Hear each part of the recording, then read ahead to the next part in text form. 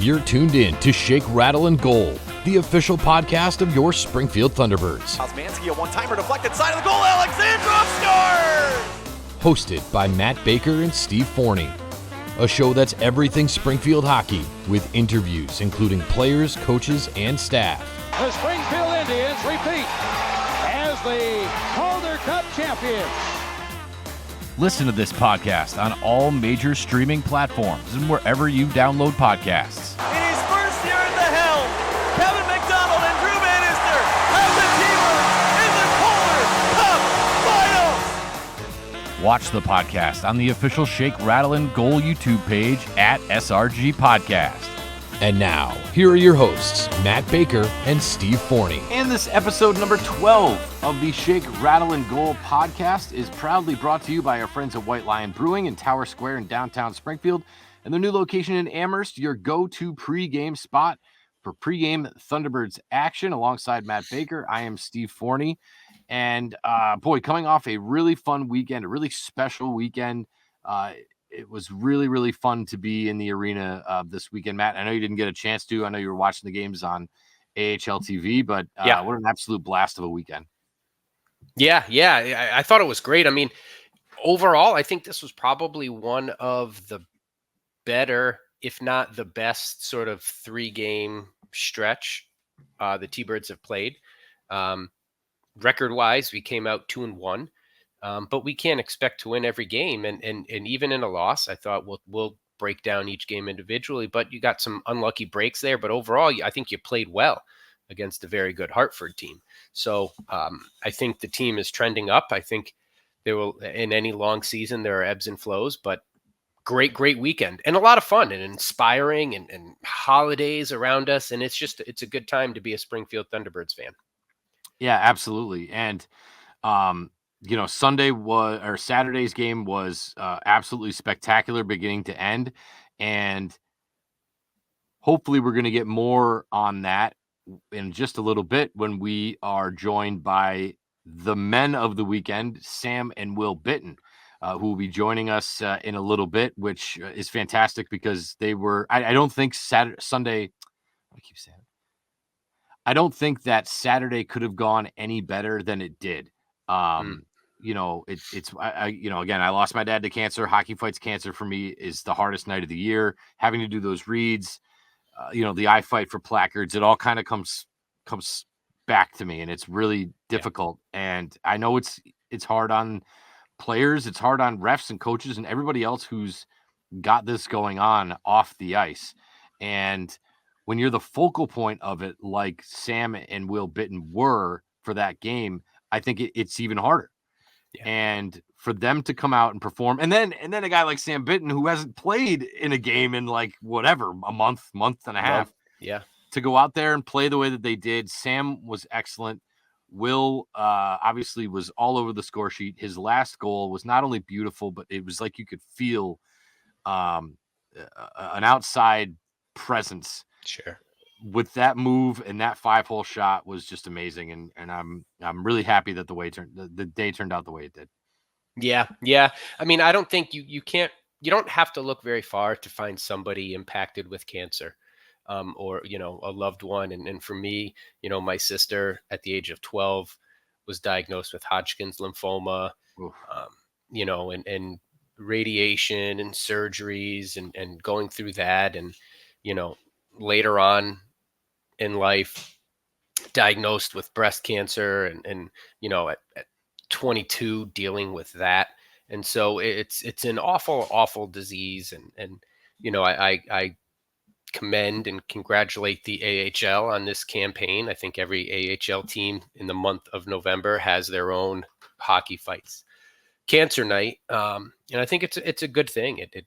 I don't know how much more awareness needs to be raised, again, because you don't have to look very far to find someone affected by it, but still it's all good things. And I think you said it perfectly, to have a night, as the Bittons did, that it's bigger than hockey, it's bigger than you and to show up and perform the way they did. Just a magical night. And even watching it on AHL TV, I had to rewatch it on Sunday morning. Because, my kids and we watched it Saturday night live, and we had some things going on. So I wasn't 100% tuned in. And then you're just like, boys, let's wake up early Sunday before some football and watch it again. And we did. And it was just a spectacular Sunday morning. So great weekend of hockey. Yeah. And we will recap the games, but just real quick, it's amazing to look at a box score. It's 7-0, and Sam Bitten gets his first game. And two things that you're almost guaranteed to happen. If you score 7 goals, Adam Gaudette's going to factor in. And number 2, Sam Bitten's going to get into a fight. Neither one of them happened. Yeah. Neither one of them happened. So it was just sort of one of those nights. But again, we're going to, hopefully we're going to talk to both of those guys here in just a little bit. And I'm sure you have questions just like I do. I can't wait. Wonderful personalities. Listening to Will talk after the game was awesome when we did the jersey auction post game. They both got on the mic and they're just like cool, fun guys. Like they just warming up the crowd and getting everybody fired up. It was awesome. So we are looking forward to that. But yeah, Matt, if you want to give us just a quick little rundown of the game. Yeah. Again, Thanksgiving feels like it was so long ago, and the game against the Islanders feels even longer. But a nice 4-2 win against the Islanders on Wednesday. Yeah, so that was Wednesday night, 4-2. That one was how was the crowd? That was the Mayflower Marathon game. A good presence there for the Rock 102 guys. Yes. Packed house, rowdy, which was nice. I got to be honest. I thought that Friday and Saturday, there were points where I felt like I was in a library. And we were kind of joking about it down at the ice level. Like, what is going on? Like, we had to keep putting in these noise meters just to wake people up a little bit. But no, Wednesday was rowdy. It was nice to see Bax and Nagel again. I think everybody was sort of feeling that holiday spirit. Everybody knew that they were probably going into a long weekend. And so it's like that Friday night feeling on a Wednesday where you're just all amped up. So the crowd was great and the energy was good. And one of the things that you said last week previewing this was it's time to beat the Islanders. It's time to look at the Islanders and know that you're better than them and just go out there and flat out beat them. And that's what they did. That's what they did. A 4-2 win. 2 goals by Kessa, Wyatt Kalynuk, and Money McGing jump in there. Points, assists with Kalynuk, Gaudette, Callie Rosen with 2 helpers, Kessel and Bolduc. Bolduc had a very nice weekend for himself. And the return of Big Z. We all have, and I shouldn't say we like I've ever been a goalie at a high level, right? But every player has sort of a little tough spells, and for whatever reason, Z kind of had that his last 2 starts. But he shows up big, 32 saves in another big win at home. I thought for this game, like you said, they needed to beat Bridgeport. They needed to just dominate, and I kind of think they did. They played good team hockey. After that Wednesday game, though, I'm starting to cringe a little bit at the power play. I'm watching, and it's like, oh gosh, again, you hope that this power play's got to get together. We talked about it last week, where I think they're at like a 15% success rate, and I don't know. You're a good team, but in the Atlantic Division, when all these teams are good, when you've got a man advantage, you got to kind of man up, no pun intended there. So that was my big takeaway after Wednesday night's game was their power plays got to get cooking this weekend. And good news coming on that front. But I also want to highlight Mackenzie McEachran's play to draw that penalty. Now, granted, it was dangerous. I'm glad he didn't get hurt. But what a veteran move there late in the third. Less than 10 minutes left in the game. And, at that point, even though their power play isn't cooking, you're still like, all right, well, if Bridgeport's shorthanded, they don't have it. It's game over, right? So Mackenzie McEachran kind of, and I forget who the guy was. Arnaud Durando. There you go. Thank you. Who, by the way, just actually got traded. Bridgeport actually just traded him. So I don't know if those two things are connected, but yeah, he's out. Oof. Well, I mean, it was bad. I'm sure there was banter going back and forth during the game. I'm sure, right? This isn't the first time that McEachran was kind of egging him on a little bit, but he gave him a little push right before the draw. And he came back and kicked his skate right out from underneath him. And it was good to see Wyatt Kalynuk kind of jump in the mix there and defend him. But a total veteran pro move by Mackenzie McEachran there to draw the penalty. And again, dangerous in a sense that he could have gotten hurt, but brilliant veteran move on his end. Mm-hmm. Oh yeah, it's just, and I had to go back and watch it on AHL TV because the way he did, he took his stick and he would kind of grab Durando's ankles, and he did it once, and Durando smacked him. And he did it again. Durando smacked him. He did it a third time, and Durando just kicked his legs out from under him, and bang, that was it. And he baited him in so good, and McEachran, he did something in the game on Saturday where he ended up getting called for a penalty. They scored a goal, and he got a penalty on the same play for kind of being a little sort of chippy over the edge, but again, he was excellent. Again, 2 goals from Pekka. Wyatt Kalynuk, who, like you said, not only had a goal and an assist. I was hoping they were going to call that a fight because that would have been a Gordie Howe hat trick. But the way that he just immediately hopped in, and the refs saw the whole thing. They weren't like I was like, well, Kalynuk might get one here too, just for jumping in. But I think the refs were even like, you know what? That guy deserves everything that Wyatt Kalynuk is going to give him right now. So, a thoroughly entertaining game. You're right. The power play wasn't great. They only had 3 power play opportunities. And by the time that Durando's penalty came up, you already have a comfortable lead. You're playing a worse team than you. They use the clock to their advantage for that 5 minutes. I don't want to get into how I hate the way that power plays and power play percentage is viewed. You get a 5-minute major and it only counts as 1 power play. Just as if there's 2 penalties and one of them is only 24 seconds long, that's also considered a full power play. I don't like the stats and the numbers in that particular way. I'd love it to be like goals per 2 minutes or something like that. But I think that this was the weekend to me of the defensemen. And I thought that Matt Kessel had his best 3 games of the season. I was sort of joking with the guys before when we did the live hit there at White Lion. Leo Loof was so noticeable this weekend. He was absolutely everywhere. To see the ability to control, hold the puck, pass the puck, get back on defense. There's one time where there's a breakaway, and here comes Leo Loof streaking up the ice to break up the play. And then he'll go out there and he'll body somebody really hard. I thoroughly love this player. But when Hunter Skinner got in the game, I thought he was good. When Joe Duzak got in the game, he got on the score sheet and got some assists.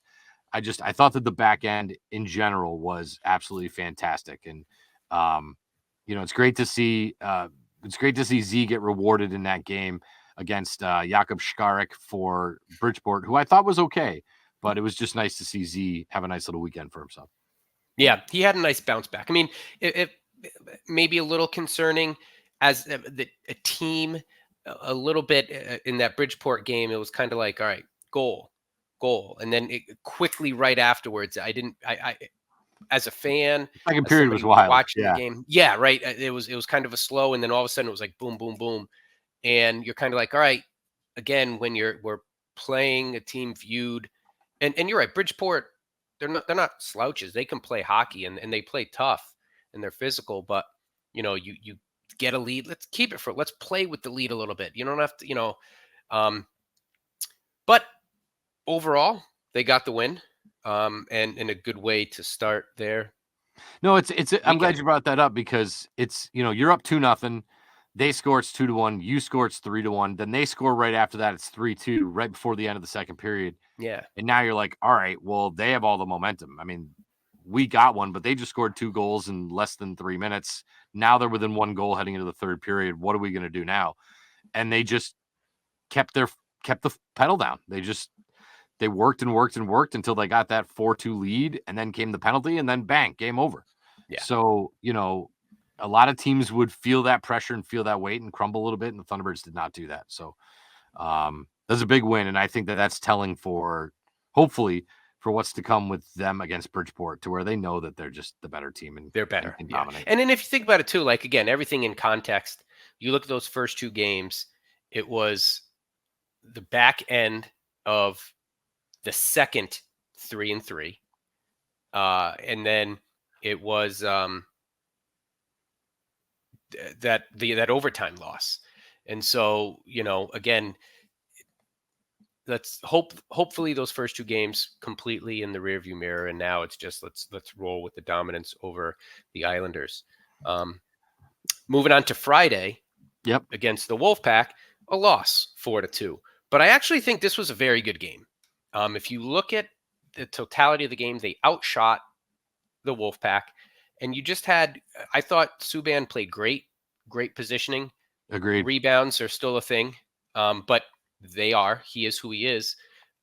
Great positioning by Malcolm Subban, and just the bad bounce on that second goal, where I don't even think, and it's weird that happens on your home ice. You usually get to know the bounces off the boards and things like that, but it seemed like that puck just landed. Nobody on the Thunderbirds knew where it was, and it just landed, and the Wolfpack sent it home. And then Leo Loof, who you are 100% right, I think he's been solid all year. He makes a tough one. Makes a mistake. He makes. Yes, he did. I don't even know if you call it a mistake. He just lost his edge. It's not like he misplayed the puck or anything. He just lost an edge. That happens. I think he's a tremendous defender. He's played great. And then Rumpke, whatever that Rempe, Rempe, the monster, the 10-foot hockey player, does what he does. That was a great play, forehand to backhand, and that was all the Wolfpack needed. So if you look at it, I think you play that exact game 9 times out of 10, it probably ends 2-1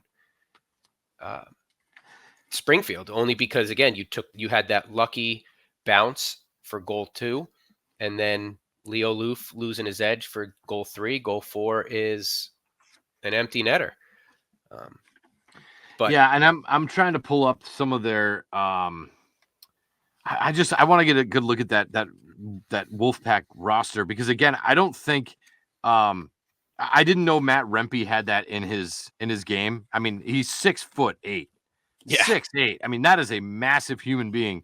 And to be able to have those kind of silky mitts, and when you have that long of a reach, and you're able to sort of do that pullback move backhand upstairs, that's so hard for the goalies. And like I said, I didn't think he was actually capable of that kind of move. But I think it's possible Subban didn't either. Right, exactly. And that was the difference in the game. I mean, the Thunderbirds were hanging in that entire game, and it took Loof losing an edge, and then this guy scoring a goal completely off of skis. That was the difference in the game. So, they lose 4-2, but it wasn't this massive difference in skill as far as I'm concerned. And it was nice to see Joe Duzak get on the board as well. He get a power play goal from McGing and Bolduc. I think McGing and Bolduc have a nice little thing going on here. But what I noticed a lot of times in this game, and I could tell the fans were getting a little antsy, were the power plays. And like, I was just looking out there, and and I just pulled up the Hartford roster. Ben Harper, defenseman, 6'6", 231. Where'd they all go? Matt Rempe, 6'7", 207. Adam Edstrom, 6'8", 225. Matthew Robertson, 6'4", 201. Brendan Scanlon, 6'4", 216. Like, when you're out there on the power play, and you have these trees basically with these 8-foot long sticks. And yes, I'm being dramatic, but that's what it looked like. There was nowhere to. So much of the ice is taken up by these behemoth humans that, like, where are you supposed to pass to? Where do you shoot from? How do you get from point A to point B? And I noticed towards the end of the game, especially, I think there was a 4-on-3 maybe towards the end of the game. It was 6-on-4 with the empty netter. 6-on-4. Okay, that's what it was. 6-on-4. Yeah. They spent the 6-on-4 almost running the power play from behind the net. Yeah, because that's the one place where these big, huge dudes with their massive sticks couldn't get at them. Because when you're up top, they can come out at you and get you. But the minute they come around the net to try to defend you, that's when you sort of have options. So it looked like the end of the game, they were trying to run the power play differently from behind the net just because that's the only space available, for crying out loud. So, that's what I think. I think Hartford has going for them is, and they have obviously some skill players, and their captain is playing out of his mind, and you still have your Anton Bleeds, and you got guys that know what they're doing at this level. But the special teams in particular, when they're trying to kill penalties, and you're just facing a whole bunch of human with massive sticks, it's tough to get anything established, and it's easy to yell shoot from section 14, you know what I mean? But Yeah. when you're looking Yeah. and you don't see anything there, no passing lanes, no shooting lanes, what are you supposed to do? So I thought that had a Yeah. big part of it. Yeah, they're big, and in our texting back and forth, you're just like, these guys are big, but they got one. I think they were in total from power plays. I think they were 1 for 6. And there was shot from the So point with eyes. and yeah, You know what I mean? It wasn't, tic-tac-toe, feed the bumper position, get in the slot because there's nothing there. yeah, So you're better and I off just almost humming it. wonder. I mean, this is something maybe we'll have to ask Will and Sam. Um, Playing power play, like I just remember this playing youth hockey and high school hockey. There's a lot of shorthanded goals because there's actually more space to work with, and sometimes that's to the team down. It's almost to their advantage sometimes, and you almost wonder now you're playing these monsters, these trees, and you're not wrong. It's like you're shooting through a forest. Adding that sixth skater, are you just cramping your limited space to begin with in the offensive zone? I almost wonder if, at that point, I mean, why not? You're down 3-2. So pull the goalie, but you're almost crowding your limited space you have to begin with there. But, I think it can mess with your power plays positioning. I mean, you yeah, have your power yeah, play positioning. Now you have a sixth guy. Where does he go? How do you get him the puck? Where do to me, I just as an observer, I think 4-on-3 is the best hockey. yeah. Four on Yeah, three that's fun. because so much space. You can't just hang out in the slot and stand there. You got to move around. You got to, you got to keep the puck moving, and you got to spread out the three so you can find your lanes. But so maybe that was a part of it too, was that there was just so much going on, and maybe that's why Yeah. they tried to simplify it too by having it behind the net. But Yeah. And again, Louis Domingue, guy's good. He's very good. 39 He's very saves good. on 41 shots. Yeah. It's just too bad because Malcolm, I think, deserved a little better. But even still, I mean, he made 32 saves himself, and I thought played really, really sharp. So, that's the one, really the one sort of sore spot from the weekend. Other than that, as we look at the game Saturday, we mentioned a little bit, Hockey Fights Cancer Night, a 7-0 dominant performance against Utica. Robbie Russo, who I think is sort of one of the leaders on Utica, totally. So the very first shift of the game. So again, tip of the hat to Drew Bannister, knowing the moment, knowing the night, not only dresses Sam Bitten, but starts both the brothers. Mhm. So Will and Sam are both out there at the same time. First shift of the game, Sam Bitten absolutely smokes Robbie Russo. Clean hit. Russo wants to fight him. Bitten turns him down. The whole rest of the game, I thought, and quite frankly, Ryan Smith sort of pointed this out. He was chasing the game. He was out of his element. He was not ready to play. And I think the reason was because he got smoked by Sam Bitten, and he didn't know how to handle himself. Mm. And when your leader like Robbie Russo is in shell shock mode, I think that trickles down to the other players on the ice. So again, I mentioned a little bit off the top, 7 goals, no points for Adam Gaudette, and yet 2 fights, neither of which were Sam Bitten. In fact, one of them was Adam Gaudette, which is like what bizarro world am I living in?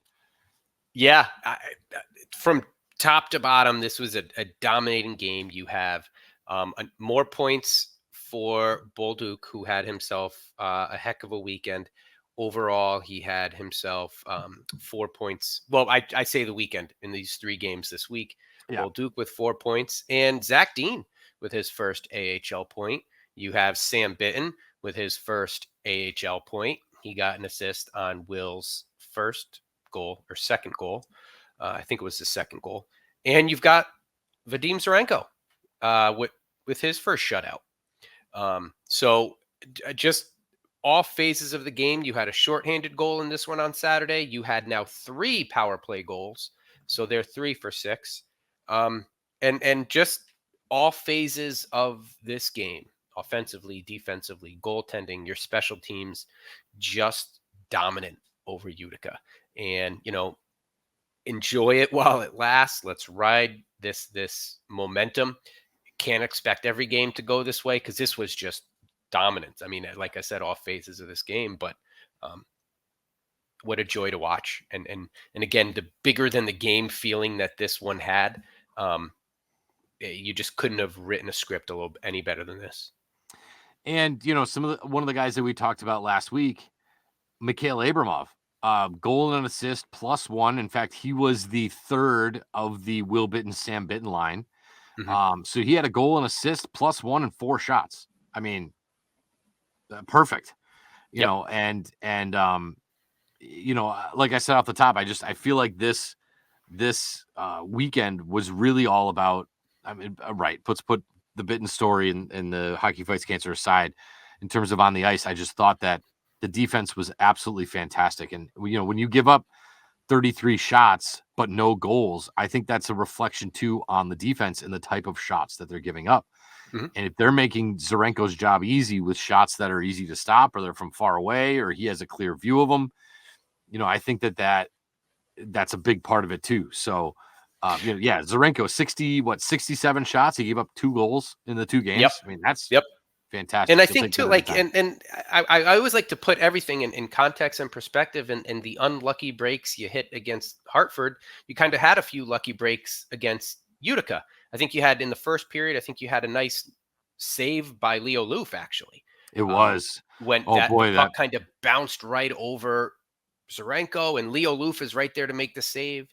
And I think later in the early in the second period, leading to might have been the Pekka goal, actually. The shorthanded goal, you kind of had Kessel laying out kind of in little Superman formation to block a pass and kind of, get in the passing lane there. That shoots the puck out to Pekka, I believe. Mhm. But so you're right. I think defense played great. Leo Loof and Kessel were all over the place. And it was just, it was a good weekend.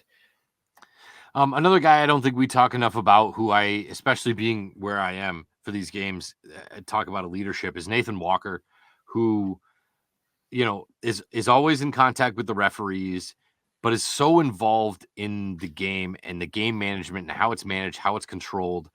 I thought was absolutely everywhere. We saw what happened, which, by the way, it's been a long time since I've had a fight literally directly in front of me. That was so awesome. Gaudet, there's some massive players in front of me. I just see Gaudet come flying over the top with a right hand. You don't get that all the time, but yeah, again, that was Pekka was in there. So Pekka got called for the cross check, and I don't think people saw it. I know Ryan kind of missed it in the moment. Mhm. But whoever it was, I think it was Cal Foote, went after Gaudet, and Pekka's the one who stepped in and cross-checked Foote to say, look, that's our star player. That's not how it's working. Now, Pekka, again, is not Matt Rempe at 6'8", right? So for a guy his size, knowing he's the leader, to step in against Cal Foote, who I believe is 6'4", 6'5", to me says a lot about him and his character, but also the room. And between Pekka stepping in to support Gaudet, Kalynuk stepping in to defend McEachern, McEachern taking a penalty on, I believe that was the Zach Dean goal, because somebody was chirping at Callie Rosen. There's this unification amongst this team and amongst this group that I think is going to pay massive dividends in the long run as the season progresses. Yeah. Can you, and could you mention Nathan Walker? Can you say, I think it was Wednesday's game, going back to that against the Islanders. There was a moment there where Nathan Walker and some other guys were chirping, and AHL TV did a good job of bringing the camera right to Nathan Walker in the penalty box. Were you able to hear what that kind of chirping back and forth? How was that? So yeah. I don't hear as much as I would have liked to. A lot of times I'm trying to do other things, and all I want to do is put the pen down and live in the moment, which is not what they pay me for, unfortunately. Yeah. The other thing too is, and I love him, but when he starts yelling with his accent, I'm not. I'm like, what? Like, say that again. Slow down, Sonny. I can't understand you. No, he's just a passionate dude. He's got some heat. He's got some fire underneath him, and again, not a big dude, but I think when he gets going and when he's involved and he's engaged and he's fired up, he's the kind of guy you want on your team. So I think that's sort of what we saw from him in that one. And I think that carried over through the next 2 games and the rest of the weekend too. So all in all, just a fantastic weekend. You mentioned it, 3 power play goals and a shorty against Utica. That was a night.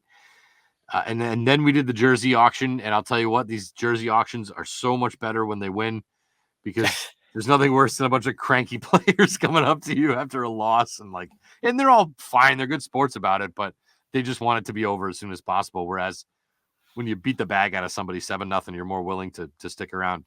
I will say, and I mentioned, this is sort of the last thing I'll say about this game. I mentioned how the heck of the games, Friday and Saturday, felt almost library-like from the Thunderbirds fans. Utica brought that was their fan bus trip, and they took over about a half a section.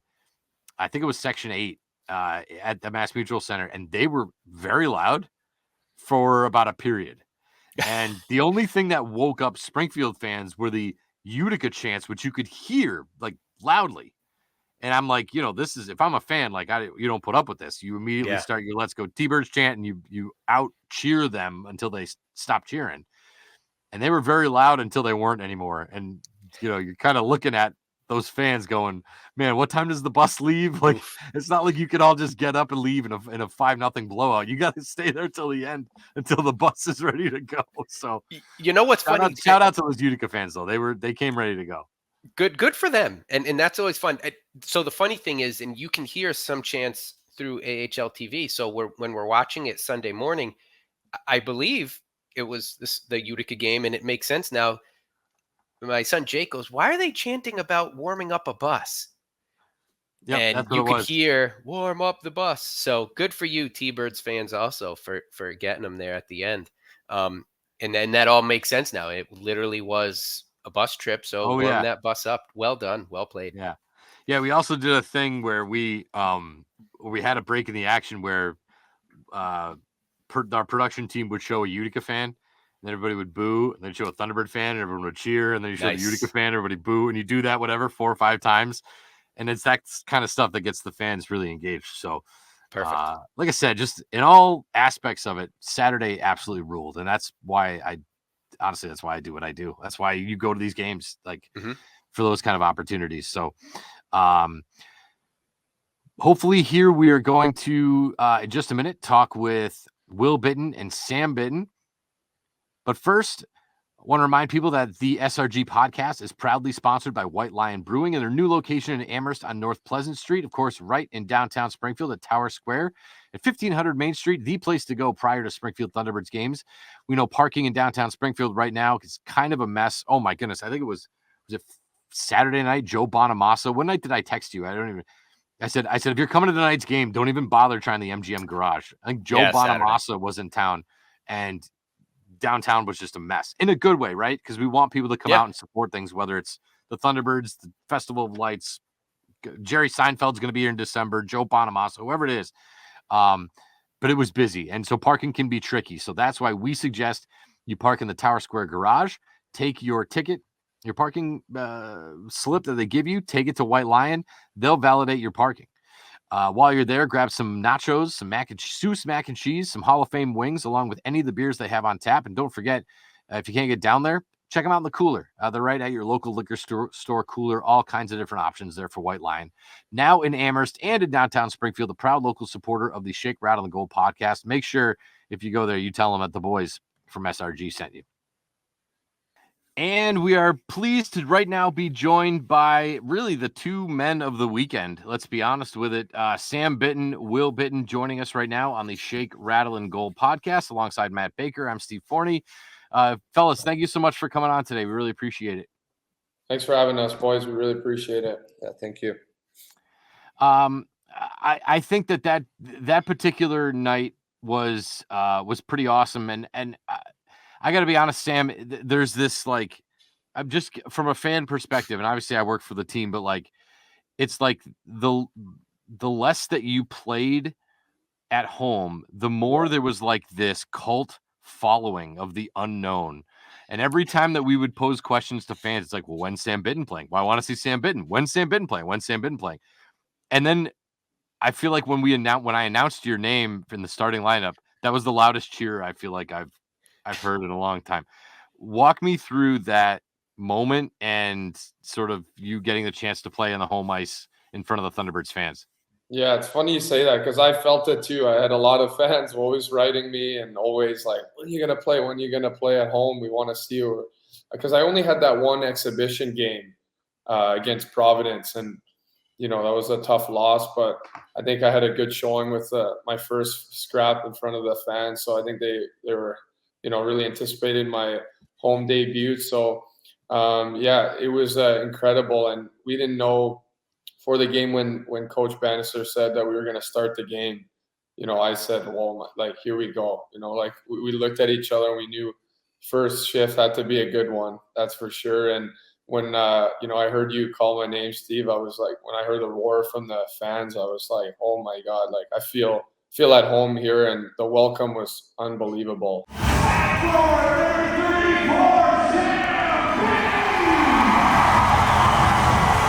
I was super emotional to go out there and pumped at the same time, and I was just happy that I could give a good showing for the fans. Yeah. Yeah, absolutely. And you did that. Will, what was that like for you? Older brother, I'm an older brother myself, and sitting in the locker room and hearing Coach Bannister read the starting lineup and you guys were in it. What was that like for you? Yeah, it was incredible, honestly.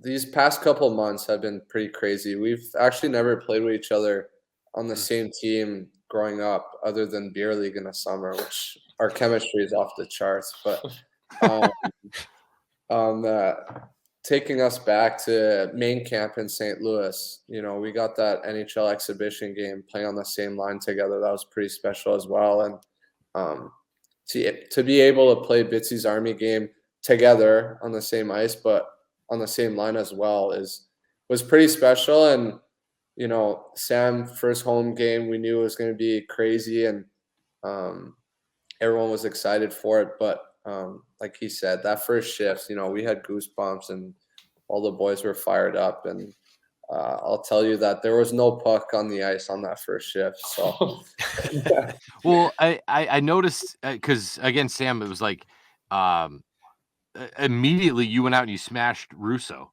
Yeah. And I felt, and quite honestly, Ryan Smith said the same thing to me at post game. Like that rattled him. Like he was. I mean, he's supposed to kind of be their leader, and I don't want to throw the guy under the bus, but Yeah. the minute you smashed him, they kind of, it was like the air got sucked out of the Utica team. Yeah. And sometimes it's not about the size of the hit or anything. It's about the time and the timing and momentum. Yeah. And I thought that was it was like whatever 20 seconds in, I felt like the momentum shifted. Yeah, exactly. Like, it's no secret. I knew who I was going after there, and I knew he was one of their top guys. And that's my game. I like to, get in people's faces and, make my name that way. So I knew who I was going after. And like my brother, I had a good scouting report talking to Will, and I said, the first shift, it's important for me to get engaged early. Haven't played in a long time, right? Like this is only my fourth game this season and first game in under a month. So I was like, I need to, I want to get engaged early. And I knew with a big hit like that would have started off well. And I agree. I think after that, their team, it's kind of sucked the air out of them for sure. No doubt. Yeah, We're talking with Will and Sam Bitten. Matt, go ahead. Yeah. So for Bitsy's Army, the post game auction, I think it was over $30,000 in the jersey auctions. What's it like playing in front of Springfield Thunderbirds fans in the Thunderdome? Knowing you've got the Bitsy's Army patch on your shoulder, it feels like it's a game bigger than a game. Do you guys feel that as players? Is there I don't know. It was just so special for you. It was so special for us as fans. Take us through the game. Yeah, obviously that's probably one of the biggest games of the year for me personally, and that's an emotional game for my family and I, and we had 30 to 40 family friends in a crowd, and just seeing those jerseys. But first of all, I want to thank all the staff and Nate Costa as well for helping us out with everything, and it means a lot to us, and just to see the Bitsy's Army logo on the jersey, like that's pretty special. Not a lot of people can say that. They have a game after them. And it's pretty special. And all the boys coming out and supporting us and playing the way we did, 7-0 at home, the Thunderdome. That's a statement game right there. And everyone made sure they were ready. We had a great crowd. 3 games that week. We didn't know what to expect, and 3 home games, and they showed up every home game.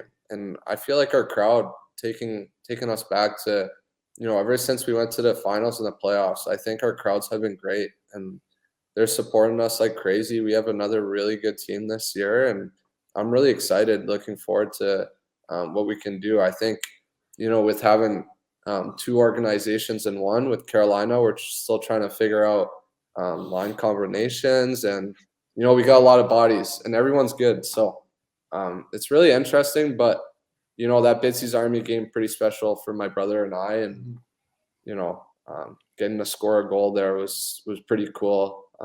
Trying to get Sam one too, but it hit off my leg and I went on. So, well, I mean, I guess like sort of one last sort of emotional question for you guys, but like like when I got called up to the Bruins and my dad was fighting cancer in Boston, and it's Hockey Fights Cancer Night, and I'm trying to announce the Bruins game with all this emotional stuff. And meanwhile, my dad's like 3 blocks away fighting for his life. And it was like I felt, and even after he passed, for these Hockey Fights Cancer Nights, it's like I feel him in the building. And I don't necessarily consider myself a religious guy, but I feel this like presence. Like I just feel like he's there with me. And I don't know. I'm wondering if you guys felt, I mean, 2 goals, 2 assists, Will. Did you sort of feel a presence of, I don't know, whether it's your cousin or just love and appreciation, or did you just feel this sort of sense of like you weren't alone, like there was somebody there with you? Yeah, definitely. Like you said, I think that one goal I scored could have been one of the nicest goals I've scored in my career. And, That was nasty. And thank you. But immediately after I scored, just pointing at him. But a good example of it was, that shot by Coughlin at the point bounced over my stick and it hit my leg and went in. I was just laughing. Kind of last couple of games I've had a lot of chances, probably way better chances than that. And they weren't going in, and for it to just hit my leg like that, and go in, I was just like, wow, someone, Martin is definitely watching over us right now. And Sure. having his dad in the crowd was pretty special as well. So, what a game to do it, and, get that win was huge, obviously. I'll take that assist too any day of the week, Yeah, well, Sammy getting his first point too. Yeah. There was a lot of different plays and situations that we're really excited of, and milestones obviously too. For sure. Guys, talking more hockey now. Take me into strategy, mindset, philosophy of a power play. I think we got out of the power play slump this weekend. 4 power play goals. Are you looking, when you're passing the puck around, you're moving the puck around, you're sending it low, bringing it to the point, are you looking for the shot, or are you looking for a shot, put it on goal, hope for a redirection, hope for a rebound? Is there a philosophy there? Listen, Matt, I would love to speak on that, but that was the first power play I've played in a long time. So, are you asking Will this question or me? Like, let's be honest. But go ahead, Will. Yeah. I like that one. Yeah, buddy. Yeah, I think it's been a little tough just because we have so many guys that played the power play before, and I feel like we've got a lot of guys in different areas now, and we're still trying to figure each other out. But yeah, like you said, Matt, I think just, try to find that shot. We had to keep it simple, and I felt like that last game we were just trying to shoot a lot more, which, the puck went in too. I'm not like the other games, I would say we had a lot of great chances as well, but it just wasn't going in, right? So I think just the key of it was, I felt like our breakouts were a lot better. We're getting in the zone quicker, and you always want to gain the top. You want to pass it to the D on top, and then you can move it around. But obviously, yeah, getting traffic in front, and a lot of goals in the AHL are greasy. So that's all my goals, all net front greasy. So I'll take them for sure. Well, Sam, I found it interesting that like you were, labeled as like the fighter, and Gaudette's labeled as the, the goal scorer, and yet in that game, you had the assist, Gaudette had the fight. Yeah, I found it a little ironic, and I saw a couple guys try to go with you, and you didn't. yeah. What, it was a little ironic knowing that Gaudette's out there getting. By the way, which was right in front of me. Anytime you guys want to fight right in front of me, in between the penalty boxes, I love the view. But Perfect. Love that. Good to know. But it was a little ironic to see you get on the score sheet and him to serve a fighting major. Yeah, isn't that great? That doesn't happen too often. So those nights in the locker room, I was like, wow, I forgot how that felt like. But to be honest with you, like, it felt great to be out there in those in that situation. Growing up, I was always a scorer. I was always a good playmaker. So it wasn't uncomfortable to me being in those situations. As you saw, I took the face-offs took the face-off in the D zone, won it back, and we got a good entry out of it. So the boys were actually trying to set me up for the one-timer there. I wanted to shoot it, but I ended up being the playmaker to will. Pretty cool, though, feeling to get my first point on my brother's goal there. So, yeah, definitely a night to remember. But trust me, there'll be a lot of nights that I'll be the one tussing it up for sure. Yeah. Will, Sam, what was it like growing up between you two? Was it always hockey? I know you guys didn't play on the same teams, but, were you competitive? Did you feed off each other? Did you help each other develop your game? Yeah, definitely. I think we come from a really competitive and sportive background, and my parents being two-time Olympians in badminton. My mom went to 1992 and 96. I think that's Barcelona, Atlanta. And, we played a lot of sports growing up. Obviously badminton, soccer, hockey. And I think, it's really helped us with our hand-eye, our quickness on the ice. And, playing a lot of different sports, I feel like helps. And we're a super competitive family, and we had so many mini sticks battles in the basement. I can tell you that. So yeah, it was great. We're always trying to help each other out. Whatever it is. Like right now, my brother and I, after practice, maybe we'll drop the mitts and try little things out. No, it's been great, having my brother here. He's worked so hard his whole life, and getting that opportunity this year with T-Birds and showing what he can do. And, the fans see it. A lot of people see it in the dressing room, and, it's just going to get better and better. I can't imagine going to a barbecue in the summer and at the Bitten House, and they're like, hey, let's go play some badminton. Again, Americans just badminton. I like your way better, badminton. Yeah. And then all of a sudden it turns into, real legit stuff. This isn't your backyard volleyball game. This is like legit stuff. Yeah. It's always annoying on TV when they show it playing outside. My parents and I, we always get angry because we're like, it's an indoor sport. It shouldn't be played outside. Yeah. Wow. Because you see people just touching it like this, and they make it look so easy. But every time one of my teammates, and it happens every year, they go, oh, it's not a hard sport. I always the first one, like, let's go. I'll take you. I'll show you what it's like, because it's the hardest sport for me. Like, played hockey my whole life. I'm fortunate, my dad's a badminton professional back home. He teaches a lot of kids, so I'm able to go play badminton with some of the best players in our hometown, and they put me through a workout, and I love it. So it's I'm always the one challenging guys. If you think it's easy, come on the courts. Let's find out. Do you need high ceilings for that? I feel like that's not like Yeah, a yeah. basement sport. Like you need to. Yeah. High Yeah, ceilings. really high, Yeah. really high. Yeah. I need a badminton lesson. Maybe you got to come down, Steve, in Ottawa, and we'll give you a lesson. I got to knock that shuttlecock around. That's what I need to do. That's right. Yeah. Oh, well, I kind of have one question for each of you. Actually, last year you had your little stint in St. Louis, 4 games. You got an assist. I'd like to know what that was like. And then to you, Sam, playing overseas, a few games in Sweden and Czech, if I'm not mistaken, and sort of what that was like playing overseas. Give us a little insight as to those experiences. You want to go first? Yeah, I'll go first. Obviously getting my first taste in the NHL, my first couple games there was really special. I remember like yesterday. It was December 3rd, and Kevin gave me that call saying, "You're going up. You're going to Pittsburgh tonight." And I was like, "Oh my God, like this is crazy," And it's actually a wild story.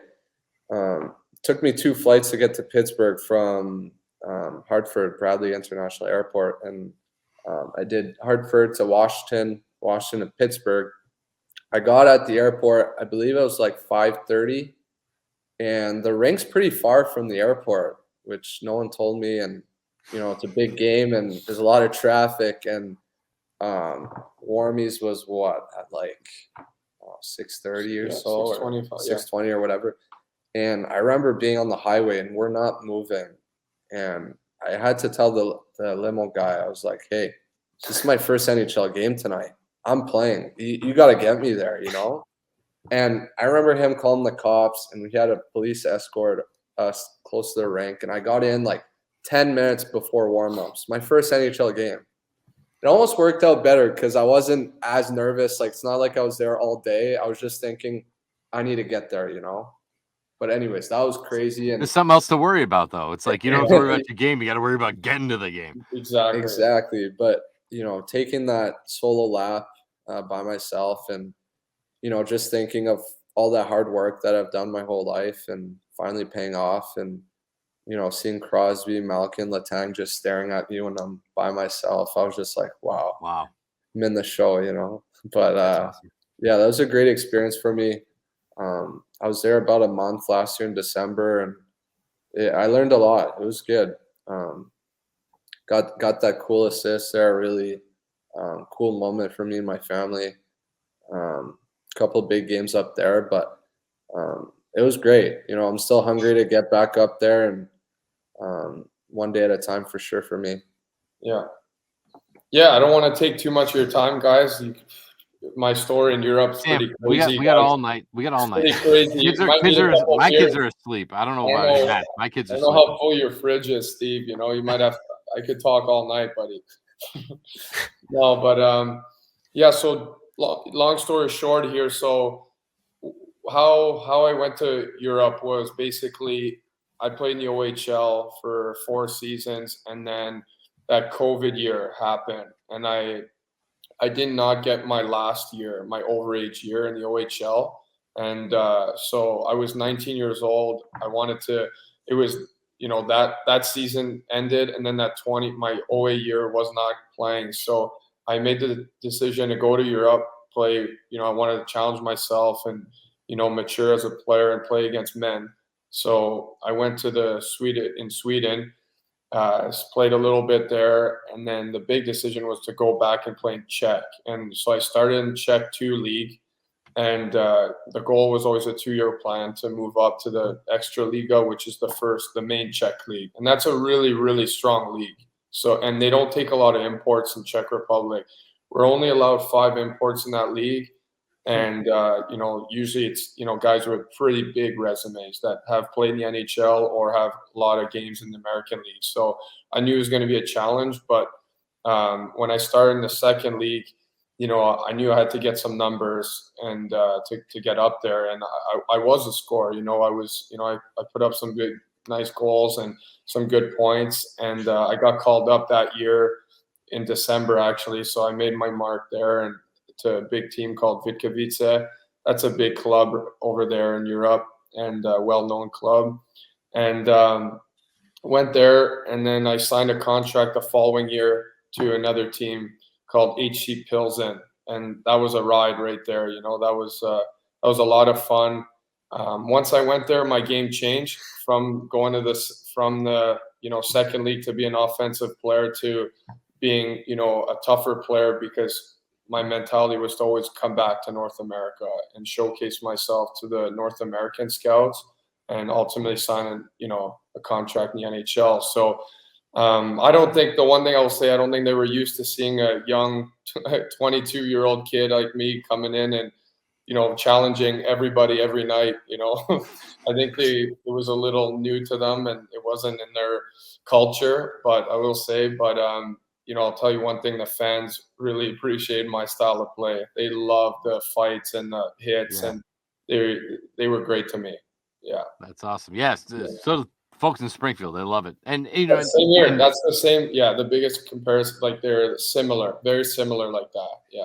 Yeah, and real quick for both of you, you're both natural born French speakers. That's right. Right, and you learned English. First of all, that process, I'm always amazed. I mean, I try to do whatever it is, Duolingo, and I can't learn Spanish. I was on there too. I took Spanish 1 in like 7th grade. I still can't figure it out. But yeah, you guys were able to learn English on the fly. Then you're in foreign countries. Yeah. What was the process like stepping out of your native language, whether it's in the US learning English or overseas? What's that whole sort of learning experience been for both of you? Mm-hmm. Yeah, it's our first language is French, obviously. We went to a full French school growing up, so we only had one English class a semester. But with hockey, we kind of learned it with hockey, and our dad speaks English. He's English, so dad speaks. Oh, cool. Kind of 3 versus 1 at home. My mom, my brother, and I versus my dad, kind of thing. But he understands it as well. But it's pretty funny growing up. I remember going offside all the time. My coach would speak English, and I would have no clue. But it was good. It's we learned it pretty quick with hockey and our dad. And I played in the OHL in Plymouth in the States at 16 years old, so I kind of had to understand it quickly. And for Sam as well. We left our house at 16 years old, so it's young, and we had to learn it pretty early. So I'm really grateful my mom decided to put us in French school, and because it's some parents they know okay, English the main language, like we'll worry about later. But I'm like, she knew that when we were going to play hockey or sports, it was always going to be English, right? So, and my dad speaks English, so but it was very important for my mom. She stayed home with us, watched us, and we didn't learn English till a couple, I don't even know how old we were, like 5, 6 years old. So it was just great to feel thankful to have 2 languages right now in my pocket to pull out anytime, and it's really good in the room. Sometimes I know some guys get sick of it, because we do have a lot of French guys in the room right now. Yeah. But like, did you find a lot of, I don't know, like especially overseas, was there's a lot of guys. I feel like that's such a melting pot of languages. Yeah. Overseas was really tough, to be honest, Steve, because in Czech, like I said, at different countries, I know we have a lot of buddies playing Germany, Finland, and Russia, and then they have a lot more imports. In Czech, I was the 2 years I played, I didn't have any North American really imports, so I was basically alone there. And then in the second league, I was in a small town. I don't think anybody spoke English in the whole town. I'm not kidding you. So it was really tough to I had to you got to mature quick, and you got to know your ways around and kind of be street smart in that sense. And I felt like that's what helped me be like a people's person. And I really appreciate that. I'm grateful for that opportunity to see another visit another country and live in their culture. And I thought it's a really unique situation because most people, they go to Europe at the end of their career, right, guys? Like I did it, vice versa. I went when I was 19. Most guys do it at the end to go, experience that and, have a nice lifestyle. But so there was not too many imports that were coming in at 20, 21 years old. So I had to figure out a lot of stuff on my own. Yeah, That's sure. for sure. Hey, last question from me. We talked to Kevin Johnson, and he's the in-game host. He's the guy who stops you when to do the third star. He's the guy who interviews you on the ice before at the end of the game. And he said that we never used to do that, but part of the reason why the team decided to do that is because this is a developmental league. And when you get to the NHL, guess what? You have to do interviews. You have to learn how to talk to fans. You have to learn how to talk to the media. You have to learn how to do all these things. Yeah. And I find both of you to have, I mean, you guys on the mic, I just think are fantastic. I think you just have personalities that, Appreciate it. that sort of elude when you're on the microphone. Yeah. Is that something that you guys, again, those of us who love to talk, we know we love to talk, radio guy, but like, how important is that to your development and your understanding of how the NHL lifestyle works and how the NHL life works? And, when you become a captain or you're, the main person that's being spoken to or being interviewed and knowing how to handle yourself in that environment. Yeah. Yeah, I think that's a really good question. Appreciate the compliment, by the way. Yeah. Oh, dude, I could listen to you guys all day. I want to do this for another hour. I know you guys got other stuff to do. Yeah. Yeah. We're all good. We're all good. Go have a beer sometime, for real. Yeah, for sure. Yeah, no, I think Sam and I have to give a big credit to my mom, raising us with good manners and, spoken really high of people. And, Sam and I growing up in Ottawa, we were captains of our hockey teams our whole lives growing up. And, we have that leadership that we enjoy talking to people or meeting new people. I know an example, before games, it's always packed outside before we come in, and Sam and I give them the time to, sign all their jerseys, their hockey cards, or just meeting them, it puts a big smile on their face. And, they're supporting us every night and means a lot to us. And, just to put a name to the face, and see how they're doing. But yeah. Yeah, like I was just gonna say, it's amazing. Every time I see a fan post a picture on social media pregame, it's you guys are in there. Yeah, like you're in every single one, and I'm like, these guys know how to work the crowd, work the fans. Yeah. Like that's such a skill that not a lot of players have.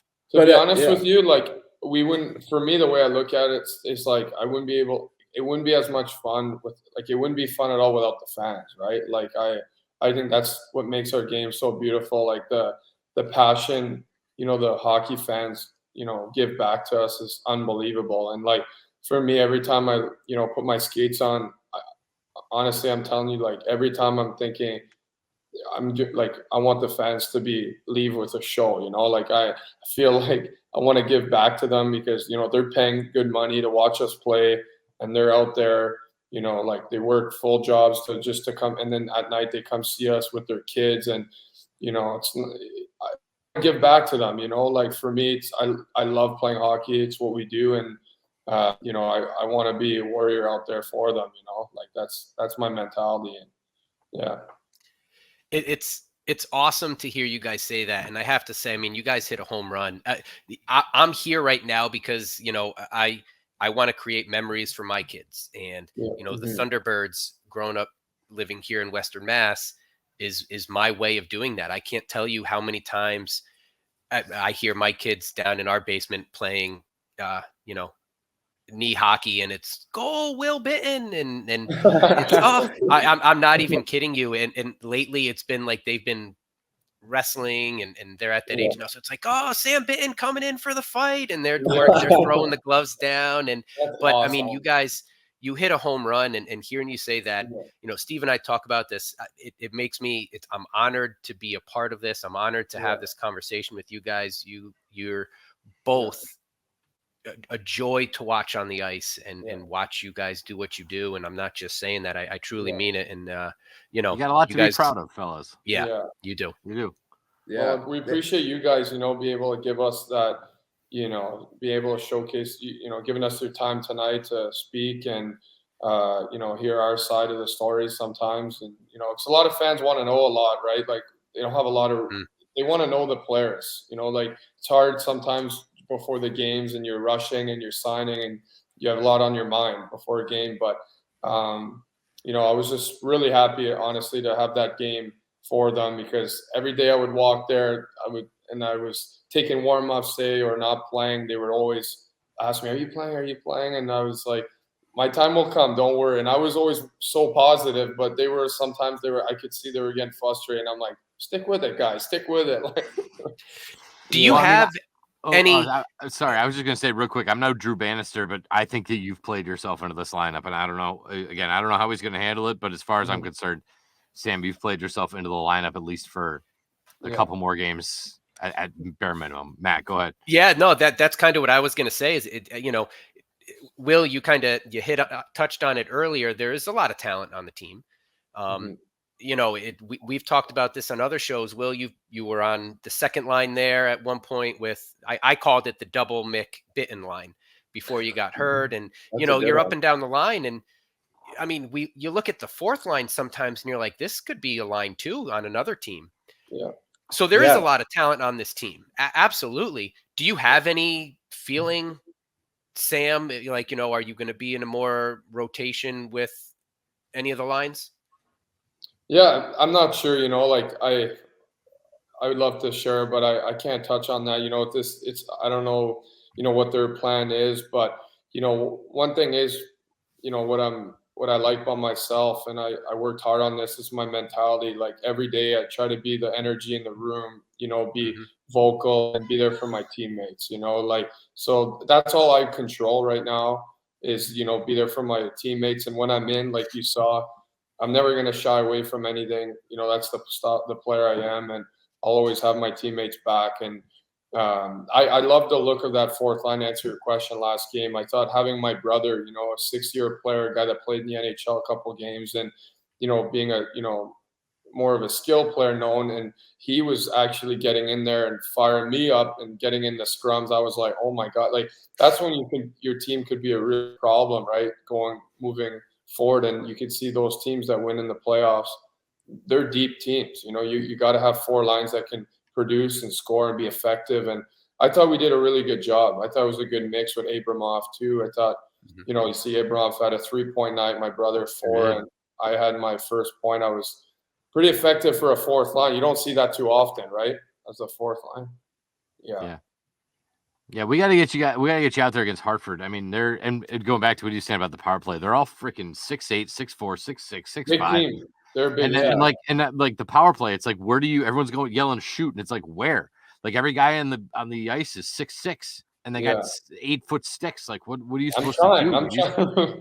Yeah, and to answer Matt's question as well is, last year I thought, we missed that kind of Sam Bin player. I felt like we got bullied a couple of games that we lost last year, especially in the playoffs. We were missing that kind of style of player. And, this year I thought, telling Kevin, talking to him over the summer and stuff, saying, I had a guy for him in the backyard, and glad everything worked out, Sam playing 2 exhibition games in the NHL and doing his thing. And, it's been a wild couple of months, but I mean, our line played great the other night. It's like I told you, the chemistry is there, but our team's so deep. We have so many good players. Every line's good. Last year we had Heisey and Furkey, and we had, I think, me, Nicky, and Neighbors, or me, Ginger, and Neighbors. We were a good line as well. But I think we're really deep this year, having 2 organizations together, and we're still trying to figure things out. But it's been great so far. We have a really solid team, and our goaltending's great too. We got 2 really good goalies, and it's going to be interesting. So it's gonna be fun. Really looking I mean, forward to it. I could go all night. I don't know. Are you guys tired of us yet? No. Like, Whatever, we're here to entertain. well, Hey, yeah, we're I mean, good. We're good. so what's it like? What's it like trying to incorporate players from another organization? Like this whole thing with Charlotte and with the Carolina and Chicago is just bizarre. But Yeah. do you feel that it's a benefit to you? Like you're getting more talent, but whether it's Suzuki or Coughlin or Reese, or is it just weird? Like what's that whole dynamic like? It's definitely unique, right? Yeah, different. That's a great word. Yeah. Yeah. I would say unique. Yeah. It helps our team definitely. It's great. They're all really good players, and it benefits the team. But also, you see guys maybe dropping down the lineup or maybe not playing from the organization the team's with, if that makes sense. Sure. And we're still trying to fit guys in, and there's guys that maybe aren't playing but can play on any other team in the AHL, which it's weird. You're losing that opportunity, but it definitely helps our team. And we've been pretty fortunate right now with we have no injuries. So yeah, if there's injuries, then it's like, oh, we have all these guys, right? Yeah. So we got between Tommy Cross and Nathan Todd last year. I mean, those were big ones, Yeah, and then you can also say Witkowski as well. Yeah. These guys were all out they were long-term injuries. They weren't 1 or 2 weeks, right? Exactly. So we've been fortunate with that, especially with St. Louis. They haven't got any injuries as well. So the boys are all healthy right now, and it's kind of that. Yeah, exactly. Yeah. It's kind of that, like, one day at a time mindset, that mentality of everyone showing up and putting their work boots on, and when you get that chance, make the most out of it. Yeah, personally, I think it's great. For selfishly, I love the practices. Like if our practices are way more competitive. Like it's definitely the compete's high, and everyone's pushing for fighting for jobs, right? Like we're all we're brothers in that locker room, but we know we're competing with one another, and I think that's what makes great teams, is that when we're practicing hard and we're battling with each other, it makes the games feel easier, because you're putting through your body through a lot of work during the week. So I think it's really going to help our team benefit down the stretch for sure. Yeah. Is it helpful? This is kind of like my last question. You guys are awesome to talk to. I know. We'll need a part two. Yeah. Seriously. We could just meet at White Lion and let's do it, man. Game one night. I'm fine with that. You name it. Being part of the St. Louis organization, an organization that is not scared to call guys up. I know last year there were a lot of injuries, but Will, you had your call up. You had Hugh McGing had a call up. Nikita's up and down. Jake's up and down. Tucker's up and down. You had call ups for Dmitry Samorukov, Steve Santini. Kessel had a call up, I think, last year. Like St. Louis is not afraid to call guys up and use Springfield. How much is that always in the back of your mind? I know, obviously, and we all root for all you guys. We want you to reach your dreams. We want you up in the NHL. Is it helpful? Does it add more fuel to the fire, knowing that at any moment this is an organization that will call you up and give you guys the opportunity? Yeah, for sure. I mean, I have nothing but respect for the St. Louis Blues organization. Especially they were the team that gave me that shot, that first NHL game. That means a lot to me. I take that with pride, and they saw all that hard work that I've done, and I also had a really good year last year, which helped. But like you said, it keeps the guys motivated too in the dressing room, right? They're not scared to call guys up, like you said, Matt. I know some organizations are, like you saw this year, they might, there's a forward injured, they might go 11 forward, 70, and it's kind of like, I wish I got that call, You need a guy? I'm here. Yeah, we're down here, it's kind of like that, they make you feel like, we're here, if we're needed. It's kind of a drag. We're kind of far from St. Louis, which, maybe if we're a little closer, they'd call up guys maybe more often. Who knows? But yeah, it's been like you said, Matt. I think they're not scared calling guys up, and when you're up there, you got to make the most out of it for sure. Awesome. That's awesome. Well, Sam, Will, this has been awesome. Don't be a stranger. You're welcome on the podcast anytime. This has been absolutely fantastic. We wish nothing but the best for both of you guys. I hope we see more of both of you guys in the lineup. Wink, wink, nudge, nudge. And let's make that happen. But we really appreciate you taking the time. This has been fantastic. And like we said, we could do this all night, but Yeah. Yeah, this guy can talk hockey all night for sure. Yeah. I love talking hockey, boys. Love no, it. we'll move it to White Lion sometime. I think that's the move. For sure. But thanks again, guys, for having us and let us share our stories and giving us the chance and the eyes. So thank you very much. We appreciate it, guys. Awesome. No, we appreciate it. Thank you, guys. Yeah. There goes Will and Sam Bitten. Thank you, boys. Thanks, guys. All right, there goes Will and Sam Bitten. And with all due respect to the other guys, probably one of my favorite interviews ever. Those guys were absolutely phenomenal. I think I'm ready to go to the bar and hang out with them right now, to be honest with you. Yeah. Fantastic. But we really appreciate them taking the time. And I like, you just wish nothing for the best for these guys.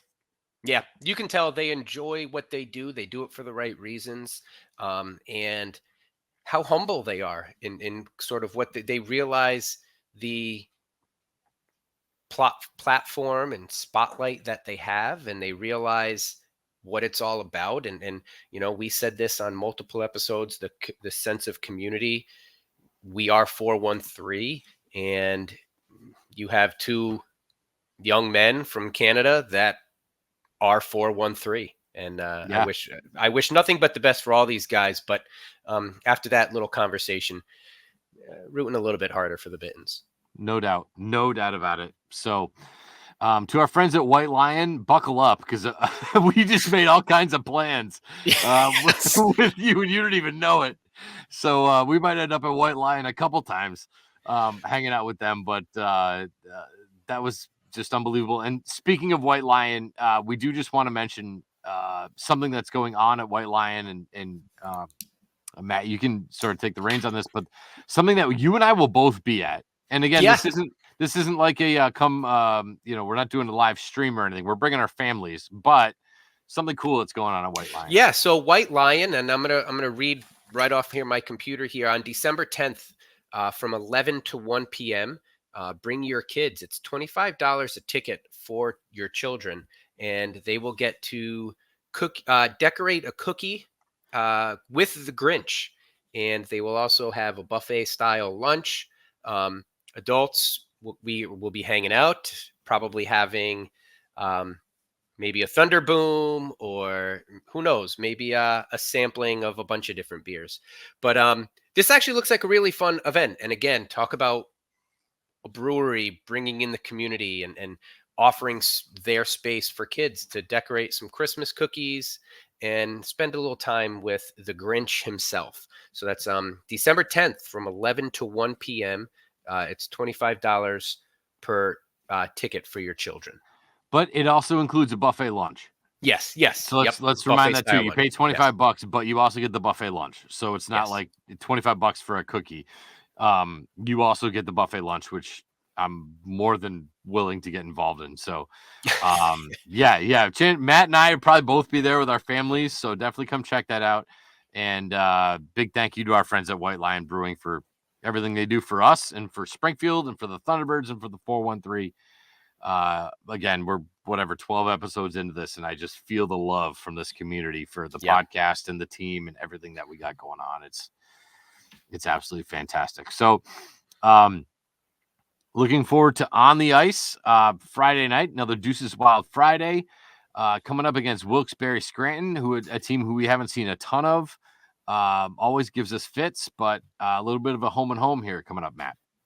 Yeah, and these are, I don't want to overstate it, but these are big important games here early in December. You've got in the standings wise, you're pretty much neck and neck here with Scranton. Um, right now, you've got Thunderbirds here. We're sitting in fourth. The Penguins in fifth. A 9-7-2 record for Pittsburgh. But this is a big game. This is a big opportunity again to sort of for the Thunderbirds to separate themselves and sort of stay at the top of this very difficult, challenging decision. I don't know who the Penguins will have in goal. If they'll start Blomqvist for both of Yeah. Blomqvist for both of these games. He's a solid goalie. They've also played 1, 2, 3, 4, 5 goalies this year. Old Garrett Sparks has actually been in the lineup. Pal. Yeah. Yep. He did well for us last year. Yeah, he did. When Hofer was called up. He had some good spot starts. But Joel Bloomquist, he's a good goalie. So I think again, you're gonna look to continue this sort of ride, aggressive play, physical play, get shots on goal. Hopefully this power play has really worked its way out of a slump. Their PK has been spot on, but as always, staying out of the penalty box is important because you got to have a feeling that the Penguins are going to bring it this weekend. So, do you think it's helpful with the first game at home, having the first game at home? Yeah, because I think that you're able to game plan better for game 2. And you always want to have the better game plan going on the road. So, you also have your opportunity to adjust your lines either way. And, it'll be interesting to see when Sam plays. And, again, I don't want to put words in his mouth, but this is one of those things that Ryan Smith, after the jersey auction and everything else happened, we were talking and we both sort of agreed Sam Bitten might have earned himself into the lineup. Yeah. And we've talked about guys that can add the extra whatever it is. Like if you're a goal scorer, but you're not scoring goals, then what are you doing? Whereas if you're the guy who can go out there and make your presence felt, and Will said that. He said last year we didn't have this. We didn't have Sam Bitten. It'll be interesting to see. Does he play 1? Does he play 2? Does he play none? It'll be interesting to see how that all shakes out. But it'll be an interesting 2 games. And again, the goaltending situation, we got 2 from Zarenko, 2 out of 3. I assume that at least Malcolm is going to start on Friday and then see where it takes us. But I kind of love the fact that both goalies, last time I checked, 9 games started. I think that says a lot about this team. I think it's a strategy that I think you keep writing. I think why not? And as long as they're both cool with it. Yeah, it's not like either one of them's like, I need to play more. Like, if they're both cool with it, you do it, you roll with it. And especially at the beginning of the season, they're both playing well. They're both playing similar. And, looking again at the Penguins goaltending situation, you've had 5 goalies used this year, but other than Bloomquist, no one more than 3 games. So, are you putting Bloomquist in back-to-back nights? Is he tired game 2? If you pepper him Friday night, is he going to be ready for Saturday? Is that a tough turnaround for him seeing the same team twice? Whereas here now, Springfield, we've got a fresh goalie coming in game 2 on the road. So yeah, I don't like to say these are 2 must-win games. They're not. But I think these are 2 games where from Springfield, you got to get one of them. And I think it's probable. It's likely. I wouldn't be surprised to see Springfield pull off 2 wins this weekend, which would be great. Yeah, it'd be needed. Sometimes you're better off playing your main guy on the at home, because if you play the guy who's not used to it at home and he gets shelled, then he gets booed, and then that's how you ruin players. So it's like go with your staple at home. But interesting. We'll see how it all plays out. It's exciting to have another weekend here of games. We look forward to it. We thank everybody for listening, for tuning in, for watching, for all the likes, subscribes, the comments, everybody that's getting involved with the podcast on social media. We really do. We appreciate every single person that gets involved with this. We know that this team means as much to you as it does to us. And so we're so happy to have you on board. And so thank you so much. And we'll do it again next week. Absolutely. Keep liking, keep sharing, keep throwing us your questions and comments. We love to talk about it. And as always, let's go T-Birds.